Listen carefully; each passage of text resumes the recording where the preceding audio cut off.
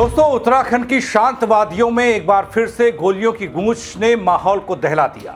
17 साल बाद पुलिस और बदमाशों के बीच हुई इस बड़ी मुठभेड़ में सीने के पास से चीरती हुई 3 गोलियां चली और एनकाउंटर में एक बदमाश ढेर हो गया। सवाल यह है कि आखिर इतनी बड़ी घटना कैसे हो रही है अपनी देवभूमि उत्तराखंड में? क्या अपराधियों का नेटवर्क फिर से सक्रिय हो रहा है? क्या प्रदेश की सुरक्षा व्यवस्था पर एक बार फिर से वो सवाल खड़ा हो रहा है, वो चुनौती खड़ी हो रही है?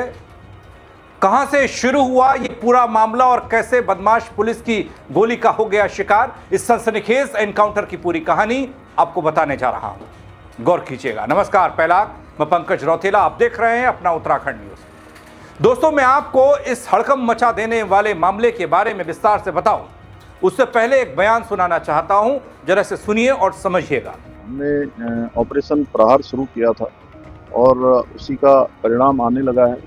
अपराधी यहाँ से भाग रहे हैं या जो अपराधी हैं उनके खिलाफ सख्त कार्रवाई की जा रही है। इसको और तेजी से चलाया जाएगा। आम जनमानस के अंदर किसी प्रकार का भी कोई भय का वातावरण न रहे, ये पूरी तरह से अपराध मुक्त उत्तराखंड हो, ये हमारा संकल्प है। जी हां दोस्तों, उत्तराखंड में अपराधियों पर नकेल कसने के लिए पुलिस प्रशासन पूरी तरीके से सख्त नजर आ रहा है।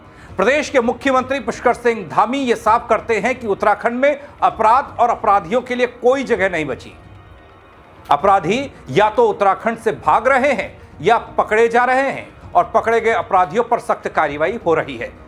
प्रदेश के मुख्यमंत्री ये कहते हैं कि हाल में भेष बदलकर छिपे अपराधियों के खिलाफ ऑपरेशन कालनी भी चलाया गया, जिसके सकारात्मक परिणाम सामने आए। साथ ही ये दोहराया कि सरकार का लक्ष्य उत्तराखंड को भयमुक्त और अपराध मुक्त बनाना है। अब आपको उस खबर के बारे में बताता हूं जो प्रदेश में कभी शायद ही देखने को मिलता है, वो अब दिख रहा है, वो हो रहा है, सब कुछ देखने को मिल रहा है। देहरादून पुलिस ने एक एनकाउंटर में एक बदमाश को मार गिराया। प्रॉपर्टी डीलर से लूटपाट कर भाग रहे कार सवार बदमाशों और पुलिस के बीच भीषण मुठभेड़ की खबर आई। खुद को घिरा देख बदमाश ने पुलिस टीम पर ताबड़तोड़ फायरिंग की। जवाबी कार्रवाई में एक बदमाश मारा गया। 2 बदमाश अंधेरे का फायदा उठाकर फरार भी हो गए। लेकिन दोस्तों, मामला क्या है? कैसे 1 दशक से भी ज्यादा का वक्त बीत गया, 1.5 दशक से ज्यादा का वक्त, ऐसा एनकाउंटर, ऐसी गोलियों की ततराहट सुनाई नहीं दी अपने प्रदेश में, लेकिन अब दे रही है। देहरादून में करीब 17 साल बाद किसी मुठभेड़ में बदमाश की मौत हुई है। पुलिस एनकाउंटर में 3 जुलाई 2009 के बाद यह पहली घटना बताई गई। उस दौरान आपको याद होगा, पुराने लोग जानते होंगे, कानून के जानकार जानते होंगे, वरिष्ठ पत्रकार जानते होंगे जो लिखते थे या पढ़ते थे, देखते थे, रणवीर एनकाउंटर हुआ था जिसके फर्जी साबित होने पर पुलिस पर सवाल उठे थे। लेकिन दोस्तों, ये ताजा घटना जो घटी है, ये प्रेमनगर थाना क्षेत्र के पौधा इलाके की है। अंधेरी रात में कार सवार 3 बदमाशों ने प्रॉपर्टी डीलर देवराज को सड़क पर रोका था। विरोध करने पर बदमाशों ने उस शख्स को गोली मारी थी और मोबाइल के साथ 2 लाख रुपए से भरा बैग लूटकर फरार हो गए थे। दोस्तों, पीड़ित ने मामले की पूरी जानकारी पुलिस को दी और बताया कि बदमाश गुजरात नंबर की काले रंग की कार में सवार होकर आए थे और विश्रांति की तरफ भागे। घटना की सूचना मिलती है, एसएसपी प्रवेंद्र डोभाल के निर्देश होते हैं, पुलिस पूरे इलाके को घेरती है और उसके बाद यह खबर आती है कि एक एनकाउंटर हो गया। दोस्तों, पुलिस की त्वरित कार्रवाई का यही नतीजा था कि बदमाशों की कार का पीछा करते हुए पौधा के पास घेरा गया और पुलिस अपने सामने देखकर बदमाशों ने फायरिंग शुरू कर दी।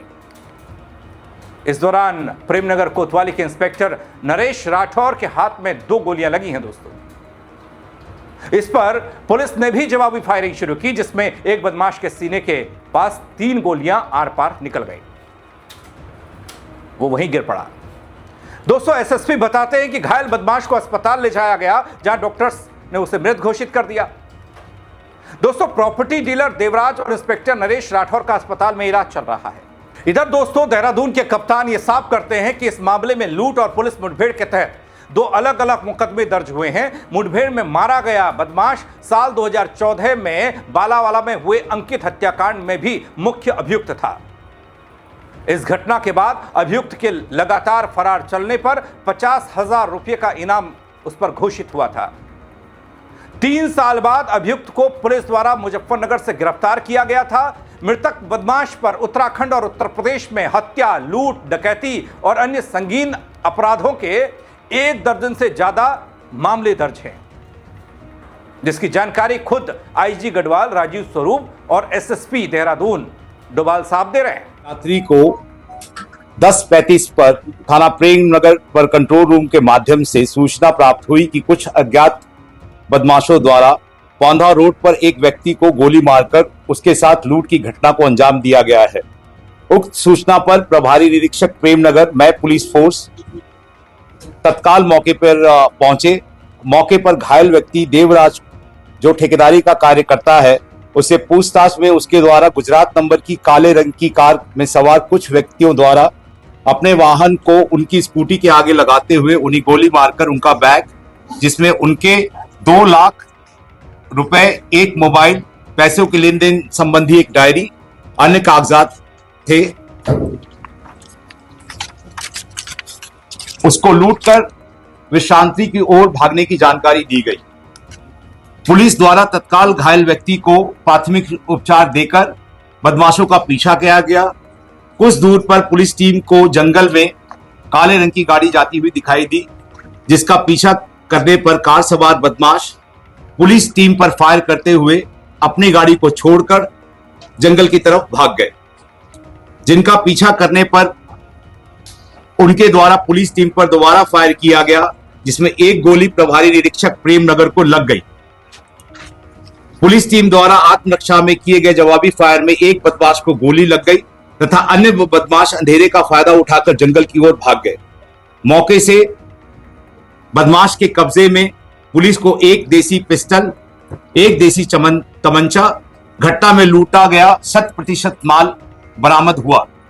पुलिस टीम द्वारा मुठभेड़ में घायल प्रभारी निरीक्षक, बदमाश और लूट की घटना में घायल व्यक्ति को तत्काल उपचार हेतु प्राथमिक चिकित्सालय प्रेम नगर लाया गया, जहां से तीनों को उपचार हेतु हायर सेंटर रेफर किया गया, जहां उपचार के दौरान कोऑर्डिनेशन अस्पताल। तो दोस्तों, देहरादून के इस एनकाउंटर ने एक बार फिर से प्रदेश की सुरक्षा व्यवस्था, अपराधियों की सक्रियता और पुलिस की जवाबी कार्रवाई पर कई बड़े सवाल खड़े तो किए ही हैं। एक तरफ पुलिस इसे अपराध पर प्रहार कड़ा बता रही है, त्वरित कार्रवाई का नतीजा बता रही है, वहीं दूसरी तरफ लगातार बदलते अपराध के तरीके और हथियारबंद गिरोह की मौजूदगी चिंता को बढ़ा रही है। अब देखना यह है दोस्तों कि क्या इस मुठभेड़ के बाद अपराधियों के नेटवर्क पर पूरी तरीके से लगाम लग पाएगी। बीते कुछ वक्त में देहरादून की कुछ तस्वीरें इस बात की तस्दीक करती हैं कि काफी मुफीद अपना देहरादून बन गया अपराधियों के लिए, जहां वो छिपते भी हैं, जहां वो इस तरह की घटनाओं को अंजाम भी देते हैं। कोई लूटपाट करता है तो कोई खुलेआम गोलियां चलाता है। इस घटना के बाद शायद अपराधियों में खौफ होगा, ऐसा पुलिस का मानना है, लेकिन यह चुनौती बड़ी गंभीर दिखती है। मैंने कहा ना, 17 साल बाद गोलियों की ऐसी गूंज सुनाई दी जो इस बीच कभी नहीं सुनाई दी थी। ये जो माहौल बदल रहा है या कहूं बिगड़ रहा है, इसके लिए जिम्मेदार कौन है? इतनी छूट कैसे उत्तराखंड में अपराधियों को मिल रही है? वो शरण पा रहे हैं, वो खुलेआम लूट कर रहे हैं, और जब पुलिस कार्रवाई करने जाती है तो पुलिस पर गोलियां चला रहे हैं। सलाम ऐसे पुलिसकर्मी को भी जिसने 2 गोलियां खाई हैं। लेकिन देहरादून में बढ़ते अपराध को लेकर वो सवाल जो पहले था, बीते 6-8 महीने से जो गूंज रहा है, वो अभी भी हम सबके सामने है। पुलिस कार्रवाई करती है, एक दूसरा मामला सामने आता है, फिर पुलिस कुछ कार्रवाई करती है, फिर एक और मामला सामने आ जाता है। ऐसा क्यों हो रहा है? पुलिसिया खौफ, पुलिसिया इकबाल खतरे में क्यों नजर आ रहा है? कई मर्तबा दोस्तों इस तरह की खबरें हम लोगों ने देखी कि कई पुलिसकर्मियों के तबादले हो गए। खुद हाल की घटनाओं की बढ़ती चिंता को देखते हुए देहरादून के कप्तान प्रवीण डोभाल साहब की मौजूदगी इस बात को बताने के लिए काफी है कि देहरादून में हालात को व्यवस्थित करने के लिए, लॉ एंड ऑर्डर को मजबूत करने के लिए उनको यहां लाया गया। लेकिन उनके आने के बाद क्या तस्वीर बदली? जिस बदलने की उम्मीद की जा रही थी? आप इस पर अपनी राय जरूर दीजिएगा। सिर्फ उत्तराखंड के देहरादून में ही नहीं, और भी कई शहरी इलाके इस वक्त कुछ इसी तरह के तमाम चुनौती से जूझ रहे हैं, जहां पर ड्रग्स आ रही है, जहां पर हथियार आ रहे हैं, जहां पर बदमाश आ रहे हैं, जहां पर हत्याएं हो रही हैं। चोरी और लूटपाट तो छोटी बात हो गई। आप क्या कहेंगे इस खबर को लेकर? कमेंट के जरिए बताइएगा, अपनी राय दीजिएगा, शेयर कीजिएगा और लोग भी देख पाएं। पुलिस ने काम वैसे अच्छा किया है, लेकिन अच्छा तब माना जाएगा जब अपराधियों में खौफ होगा। वो दूसरी मर्तबा ऐसी घटना को अंजाम देने या फिर सोचने तक की हिमाकत नहीं कर पाएंगे।